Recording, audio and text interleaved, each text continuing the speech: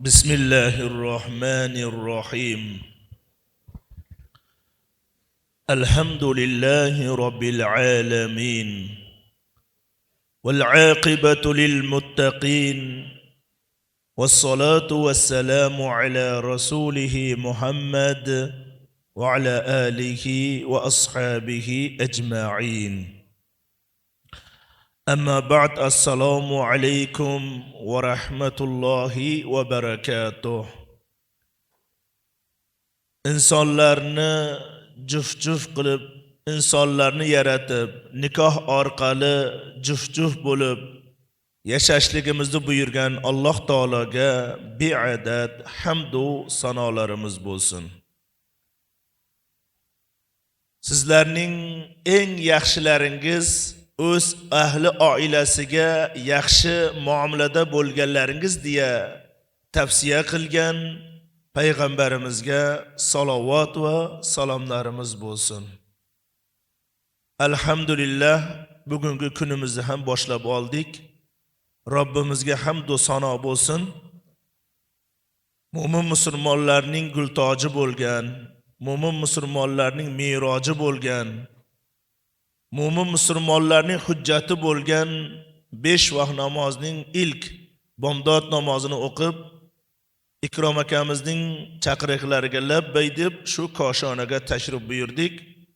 Alloh taolo bugungi kunimizni xayrni, barakasini, nurini, nusratini bersin. Uzatilayotgan farzandlarni borgan joyda o'nib, o'sib, serfarzand, serdavlat bo'lib, risolagadagidek ibratli oilalardan bo'lib ketmoqligini Alloh taolo o'zi nasib aylasin. Azizlar, dinimiz nikohga juda katta e'tibor beradi. Nikohni muqaddas dargoh deydi. Musulmon inson dinimizda muqaddas degan narsalarga e'tibor beradi, ahamiyat beradi. Shu narsalarning muqaddasligini saqlashlik uchun harakat qiladi. Hayotimizda muqaddas bo'lgan narsalar juda ham ko'p. Misol uchun Ka'ba-i Muazzamani muqaddas dargoh deydi. Shuning uchun har bir odam u joyga talpinadi. Shuning uchun mo'min musulmon odam Ka'bani yaxshi ko'radi. Ota-onalarimiz ham muqaddas hisoblanadi. Shuning uchun ham musulmon farzand otasini, onasini kaftida ko'tarib yuradi. Har doim ular bilan yaxshi muomala qiladi. Ularga yaxshilik qiladi. Xorlik qanotini yozadi. Har qanday holatda ham ularga uf degan so'zni aytmaydi. Nima uchun desa, ota-onani Alloh taolo muqaddas qilib qo'ydi. Ota-onaning roziligini o'zining roziligi bilan teng qilib qo'ydi. Ota-onaning g'azabini Alloh taolo o'zining g'azabi bilan teng qilib qo'ydi. Xuddi shunday bugungi misolchi mana o'tirishimizga sababchi bo'layotgan nikoh ham muqaddas hisoblanadi. Shundan ham azaldan bizning dinimiz nikohga e'tibor bergan, nikoh buyuk va muqaddas koshona ekanligini yoshlarga tushuntirgan va oilada yaxshi hayot kechirish uchun ularga ta'lim, tarbiyalar berilgan. Demak, birodarlar, har birlarimiz bu narsalarga e'tibor berib bir tasavvur qiladigan bo'lsak, misol uchun kimdir o'g'il, kimdir qiz voyaga yetkazib boradi, balog'at yoshiga yetgandan keyin o'g'il bo'lsa uylaydi, qiz bo'lsa turmushga chiqaradi. Chunki o'zining zurriyoti davom etish kerak. Chunki dinimizning talabi shu. Demak, har bir inson nikohga alohida e'tibor berish kerak. Payg'ambar alayhisalom ham hadis shariflarda ya ma'sharash shabab man istata'ata minkumul ba'ata falyatazawwaj fa innahu aghaddu lil basar wa ahsanu lil farj va in lam yastati' fa alayhi bis-sawm fa innahu wija'un degan. Ey yoshlar jamoasi, uylanishga qodir bo'lsalaring uylaninglar. Nikoh orqali oila qurishlikning nima hikmati bor desa, payg'ambar alayhisalom aytayaptilar-ki, chunki nikoh orqali oila qurishlik insonni ko'zini haromdan, farjini haromdan saqlaydi deydi. Hayoti dunyoda birodarlar, har bir a'zoning o'zining zinosi bo'ladi. Eng xatarlisi ko'zning zinosi ham xatarli bo'ladi. Zehnni ketkizadigan, aqlni pasaytiradigan, qalbimizni sarosimaga soladigan narsalardan birlari bu ko'z zinosi. Imom Shofiy rahmatullohi alayh dars qilayotgan vaqtlarda ilmni bir varaq narsani bir o'qishda yodlab olar ekan. Kunlardan bir kuni bir o'qisa ham, ikki o'qisa ham yodlanmaydi. Ustoziga bundan shikoyat qiladi. Nima ish sodir bo'ldi senda, bunday holatga tushishligingga deganda, u kishi aytgan ekan, men bugun yo'lda ketayotganimda ulovdan tushayotgan bir ayolni ko'ylagini shamol ozgina ko'tardi, oyog'ining uchiga shu ko'zim tushgan edi deydilar. Demak, sening zehningning ketishingga mana shu sababchi bo'ldi degan ekanlar birodarlar. Shuning uchun ham payg'ambar alayhisalom ko'zni saqlovchidir demoqda. Farjni saqlovchidir demadi. Demak, uylanishga qodir bo'lmasang, endi roza tutgin, rozani o'zingga lozim tutgin. Chunki bu roza seni haromdan saqlaydi deydi. Rozaning buyuk hislatlardan birlari, birodarlar, bizlarni Alloh taolaga yaqin qiladi. Chunki siz erta tongdan kechgacha roza tutasiz, kim uchun? Alloh uchun. Hech kim yo'q joyda ham biron narsa yemaysiz, ichmaysiz, rozaga monilik qilmaydigan ishlarni qilmaysiz. Demak, siz fikrlaysizki, men roza tutib halol narsalarni yemaslik, ichmaslikdan o'zimni tiyayapman. Endi harom narsalardan tiyilishligim batariqa avlo deysiz. Men qiynalib savob umidida roza tutayapman. Nafr rozaning bir kunlik, nafr roza 70 yil do'zaxdan insonni uzoq qiladi degan. Men shunday savob ishni qilyapman. Endi bu savobni harom narsa bilan ketkizmayman deydi-da, inson o'zini saqlashga sababchi bo'lar ekan birodarlar. Dinimizning har bir hukmini ko'rsak birodarlar, hayotimizga biz uchun manfaat. Bu hukmlarni siz va bizlar o'qishligimiz va o'zimizga singdirishligimiz va hayotimizga tatbiq etishligimiz kerak. Payg'ambar alayhisalomning har bir so'zlari, gaplarini eshitganda sami'na va ata'na, eshitdik va itoat qilamiz deyish kerak.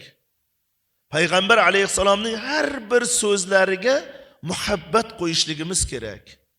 Muhabbat bilan Rasulullohni yaxshi ko'rishligimiz kerak. Shunda biz Rasululloh sallallohu alayhi vasallamni so'zlarini jonimiz bilan qabul qilib hayotimizga inshaalloh tatbiq etar ekanmiz birodarlar. Demak, oila qurayotgan yoshlar agar qodir bo'lsa, uylansin deb payg'ambar alayhisalom buyuryaptilar. Alloh tabarak va taolo Qur'oni Karimda ham va ankihul ayyama minkum was-solihin min ibadikum va imaikum iyakunu fuqara yughnihimullohu min fadlihi vallohu wasi'un alim. Sadaqallohul azim. Payg'ambar Alloh tabarak va taolo bu oyati karimada oralaringizdagi qul va cho'rilarning solihlari bo'ladigan bo'lsa, uylantirishlikka yordam berishga bizlarni buyuryapti. Bu oyati karimadan ulamolarimiz aytishadiki, har bir ota-ona, har bir jamiyatdagi yashayotgan musulmon odam uylanishlikka targ'ib qilishligi, yordam berishligi, hissa qo'shishligi shart deydi.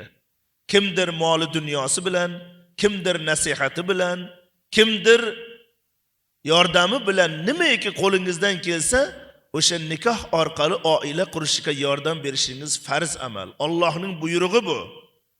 hayoti dunyodagi eng yaxshi amallardan birodarlar. Shundan ham oralarimizda uylanolmayotgan yigitlar bo'ladigan bo'lsa, turmushga chiqarilmayotgan qizlar bo'ladigan bo'lsa, albatta ularni nikoh orqali oilaga targ'ib qilish kerak. Yana bitta narsani shu joyda bilib ketaylik, bizning urfimizda asosan yigitlar qizniki sovchilikka boradi. Lekin dinimizda qizlar ham misolchi yigitga sovchilikka borsa bo'ladi. Yaxshi yigit bo'lsa, solih yigit bo'lsa, kelajakda o'sha qizingiz bilan baxtli bo'lishiga ko'zingiz yetsa, bunda yigitlarga xaridor bo'lish kerak. Qizingizni turmushga berishlikka xaridor bo'lishingiz kerak. Misolchi mana Shayx Muhammad Sodiq Muhammad Yusuf hazratlariga xuddi shunday bo'lgan ekanlar. Qaynotalari o'zi xaridor bo'lib qizini taklif qilgan ekanlar. Demak, siz va bizlar ham uylanishga qodir bo'layotgan yigitlarimizga, qizlarimizga nikoh orqali oila qurishga harakat qilishimiz, yordam berishimiz kerak. Faqirlikdan, kambag'allikdan qo'rqmasligi kerak. Agar ular faqirlik, kambag'allikdan qo'rqadigan bo'lsa, oyatning davomida Alloh taborak va taolo iyakunu fuqaro yughni min fadlih, agar faqir bo'lsalar ularni boy qilib qo'yur deb Alloh taolo marhamat qilyapti. Birodar, siz nikoh orqali oila qursangiz, rizqingiz kamayib qolmaydi. Rizqingizga rizq qo'shiladi. Hayotingizga baraka keladi. Bir yigit hayotida ishi yurishmas ekan, ko'pchilikdan duolar ekan, ko'pchilikdan maslahat so'rar ekan. Ulamolardan biri aytdiki, birodar, endi boriga sabr qiling. Mana shu sizning rizqingiz ekan. Shu rizqingizga sabr qilib yashayvering degan ekan. Kunlardan bir kuni deydi, yigit bir xonadonga uylanadi va moli dunyosi ko'p bo'lib ketadi. Shunda haligi ulamoga uchratib qolganda aytadiki, men boy bo'lib ketdim. Siz sabr qilib yasha degan edingiz, alhamdulillah meni yaxshi bo'ldi deganda, haligi ulamo aytgan ekan, birodar, rizqingiz hali ham o'sha. Bu ko'prog'i ahli ayolingiz, bola chaqangizning rizqi degan ekan. Demak, birodarlar, uylanganda ahli ayolimizning rizqi ham o'zi bilan qo'shilib keladi. Farzandlarimizning rizqini ham Alloh taolaning o'zi beradi. Biz o'ylaymizki, bitta, ikkita, uchta farzand qilsak, yaxshi yashaymiz. 4ta, 5ta, 6ta bo'lsa qiynalib qolamiz. Yo'q. Aksincha, siz agar farzandingiz ko'p bo'lsa, sizniki boyligingiz ko'p bo'ladi. Sizning rizqingiz ko'p bo'ladi. Hayotingiz farovon bo'ladi. Bunga yaqqol misol uchun ota-bobolarimizni ko'ring. 10 talab, 9 talab, 7 talab farzandi bo'lgan. Hammasini o'qitgan, hammasini uyli joyli qilgan. Bu yaqqol bizga misol bo'ladi, birodarlar. Shuning uchun faqirlikdan hech qachon qo'rqishlik kerak emas. Alloh taborak va taolo vasiya keng zotdir deb o'zi marhamat qilganlar. Alloh taborak va taolo barchalarimizni bu hukmlarni bilib, o'qib, o'rganib, hayotimizga tatbiq etmoqligimizni nasib aylasin. Bugundagi uzatilayotgan farzandlarni ham Alloh taborak va taolo qo'shgani bilan qo'sha qarib, risolagadagidek ibratli oilalardan bo'lish nasib aylasin. Muqaddas bo'lgan nikoh dargohini muqaddasligini saqlab, o'zlariga yuklatilgan vazifalarni ixlos bilan ado etib borishigini Alloh taborak va taolo o'zi nasib aylasin. Valima to'ylarni xayrlik bo'lib o'tishligini ham Alloh taolo o'zi nasib aylasin. Birodarlar, dinimizda nikoh marosimi bilan tashkil qilinadigan to'yga targ'ib qilinadi. Bu to'ylarga chaqirilganda borishlik shart deyiladi. Faqatgina shu to'yni qilayotganda bizdan talab qilinadigan ikkita qoida bor. Birinchisi, o'sha to'yga noshar'iy narsalar aralashmasligi, ikkinchisi o'sha to'yda isrof bo'lmasligi. Noshar'iy narsa aralashmasa, shu to'ydan isrof bo'lmasa, o'sha to'yda imkoniyatingizga qarab, kuch-qudratingizga qarab inshaalloh baholi qudrat o'tkazib boraverasiz. Qiynalib, qarz havola qilib yoki noto'g'ri bir noshar'iy narsalar aralashtirib qilingan to'ylardan savob ola olmaymiz, birodarlar. Shuning uchun har bir to'y qilayotgan odam bu narsani hech qachon esdan chiqarmasligi kerak bo'ladi. Alloh tabarak va taolo iymonlarimiz salomat qilsin, yoshlarga baxt bersin, taxt bersin. Inshaalloh shu joyda so'zimizga muxtasar qilib, Alloh taolaning kitobi Qur'oni Karimdan bir tilovat qilamiz. Inshaalloh o'zimizdan kutilayotgan duolarni qilamiz keyin.